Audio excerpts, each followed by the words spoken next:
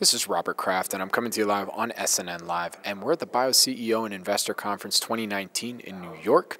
With me right now is Stefan Weber from Neuron Pharmaceuticals, publicly traded company. This symbol is NWRN on the Swiss Stock Exchange. Stefan, welcome to SNN Live. Thank you, Robert. It's my pleasure to be here with you. It's great to have you on. So for our audience, let's start off with an overview of the company, and then we'll go from there.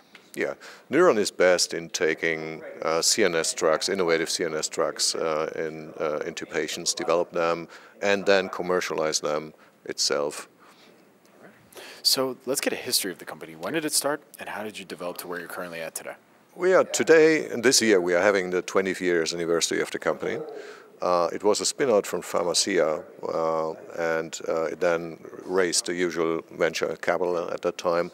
And we took our first compound, a small molecule, through all the development stages in the US and in Europe and made it an approved Parkinson's drug, approved in the US in 2017. Okay. So let's talk a little bit about the technology itself. What would you say makes it unique when compared to your peers? So two of our three actively developed compounds are voltage-gated sodium channel blockers, which everybody else would take into epilepsy. Now we have taken them into Parkinson's disease and into schizophrenia, and in both indications we have completely new innovative mechanisms of action for those indications. That sets us clearly off for all the rest of the crowd. The third compound that we are talking about is a treatment for patients suffering from Rett syndrome. It's a rare disease in about 1 in 10 to 15,000 girls with no approved medication at all. We are the first company ever to run a pivotal study in that indication, and we have just 10 days ago announced the completion of enrollment, and we should have results from that study by end of this year.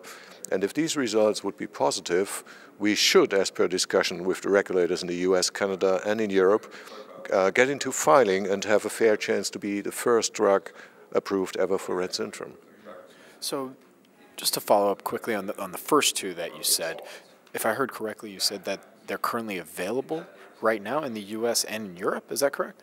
Yes, our first drug has been approved in the European Union and Switzerland in 2015. It's an add-on treatment to levodopa in patients suffering from Parkinson's disease, and it has been approved in the United States in 2017. Now, the rights to that compound are licensed globally. So in the US, it is commercialized by a company called US World Meds, and its brand name is Xadago. So it is available in the United States. In Europe, it is commercialized by our partner Zambon. And in Japan, for example, our partners Meiji Seika and Eisai have filed for the approval and should get that later this year. And the same drug has been approved lately in Canada and in Australia. So you're more the R&D arm, and then you license it out. Is that the business model I'm hearing? No, absolutely not. This is by chance that we had to give our first compound away. The next drug, the one for Rett syndrome, we will for sure commercialize ourselves in the United States. It is a very small patient population, so we will be able to bring it to those patients ourselves for sure in the US. And for schizophrenia, our third compound, which is a huge market, way beyond our capabilities, we have managed to split that in one indication that we will license because it's far beyond our competence. And the other indication we will keep to ourselves and commercialize it ourselves again, which is a small population of 20 to 30,000 patients in the US. So what's the patient size for all three of these addressable markets that you've talked about so far today? So Parkinson is a patient population which is about 7 to 10 million globally. Rett syndrome is no more than 20 to 25,000 patients in the United States, about the same number in Europe. So this is really an orphan, a rare disease, and the same number in Asia. If we talk about schizophrenia, we are talking about 1% of the population from age 17, 18 on for lifelong. That is the huge indication that we did discuss. And the small population, which is clozapine treatment-resistant patients, that is about 20 to 30,000 patients in the US. And that would again allow us to commercialize that part of the compound ourselves. So do your molecules help with current standard of care, or does it replace current standard of care? Okay, if we talk about the Parkinson drug, it is an add-on to levodopa, which is the oldest and most efficacious drug still in the market.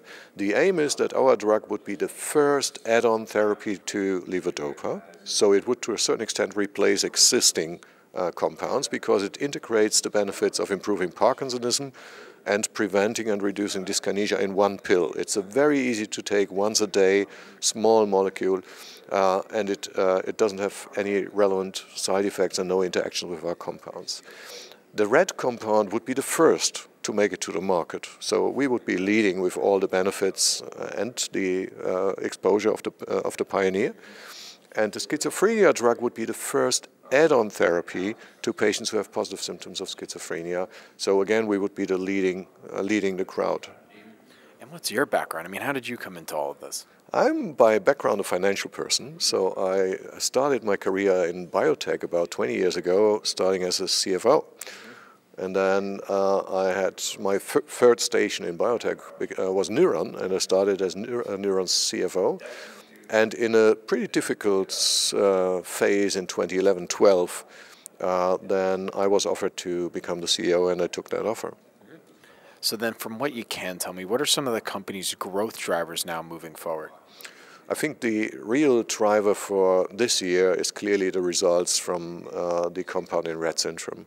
If these would be positive, we should be able to go ahead towards filing the dossier like the NDA in the US, the MAA in Europe, and the dossier in Canada. That would be a value driver, an explosion of value, and we could be a commercial business within a reasonably short time. And next year we will have the news flow from the schizophrenia study. It's 2 pivotal studies. If both come out positive, the discussion with the regulators is that we have everything it needs for filing in schizophrenia. If the one pivotal study, which is an add-on to clozapine, comes out significant, we might qualify for approval based on that one study, and we could even get expanded access. So there's huge potential next 11 and 23 months to come. And one more question I have to ask as well is, where does the science for the company's technology derive from? The voltage-gated sodium channel blockers, which I spoke about originally, that is the Parkinson drug and the schizophrenia drug, go back to the origin of Neuron. It's research work that was done in an Italian pharma company, then acquired by Pharmacia. And the red compound has been licensed. So we took a very sound basis that we got from our partner Merck Germany at that time, and we put together a nice deal. So where can our audience go and find more information about Neuron? Well, everything that's available you will find on www.neuron.com. See you soon. My name is Robert Kraft, and I'm coming to you live on SNN Live. And we're at the Bio CEO and Investor Conference 2019 in New York. With me again has been Stefan Weber from Neuron Pharmaceuticals. It's a publicly traded company. The symbol is NWRN on the Swiss Stock Exchange. Stefan, thank you for joining me today. Thank you, Robert. My pleasure.